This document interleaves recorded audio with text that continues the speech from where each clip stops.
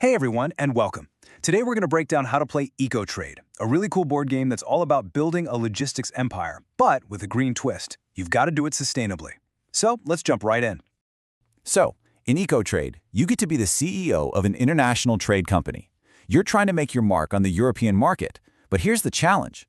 Your mission is to grow your business without wrecking the planet.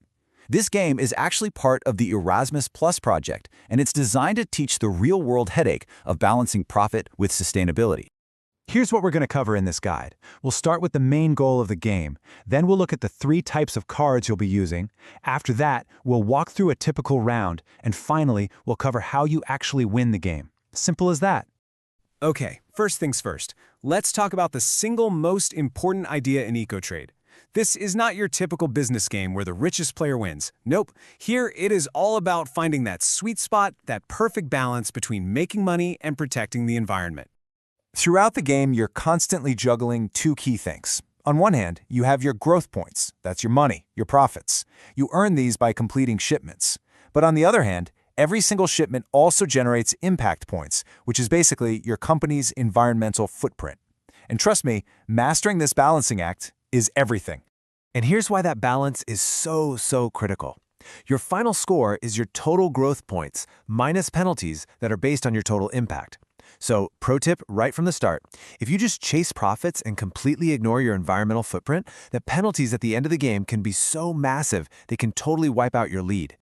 Okay, so how do you actually manage that balance? Well, your main tools are the 3 different card decks in the game. Getting a good grip on how each one works is absolutely essential if you want to build a winning strategy. First up, we have the shipment cards. You can think of these as your contracts or your jobs. They're basically the lifeblood of your company. They represent all the goods you need to move across Europe to earn those sweet growth points. Let's take a look at an example right here. This huge bananas container card tells you everything you need to know. See? You can see it'll earn you 3 growth points. It needs to get from Algeciras in Spain all the way up to Rotterdam in the Netherlands. The journey takes 2 turns to complete, and, this is the important part, it will generate 2 impact points for your company. Next up, we have event cards, which are also called incident cards. Because, just like in real-world logistics, things are unpredictable. Things can and will go wrong. These cards introduce all kinds of random challenges that you're going to have to deal with.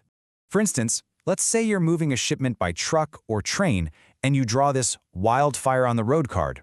Bam! Instant problem.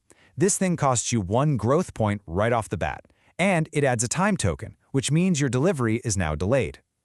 It's a perfect example of the kinds of curveballs the game can throw at you. But hey, don't worry, you're not just a victim of fate. You can actively make your company better with upgrade cards. These are also known as company development cards. Think of these as your long-term investments in better tech, better training, and green policies that make your business more efficient and sustainable. For example, you can invest in electric means. Now, it costs a pretty hefty 7 growth points up front, but look at the payoff. It permanently reduces the environmental impact of all your future road shipments. This is exactly how you start to get a handle on your impact score and avoid those game-ending penalties. All right, you know the goal, you know the cards. Now let's get into the nitty-gritty and walk through how a round of EcoTrade actually works. This is the core gameplay loop that drives the whole experience. Okay, we're going to start with a really critical rule for what's called the upkeep phase.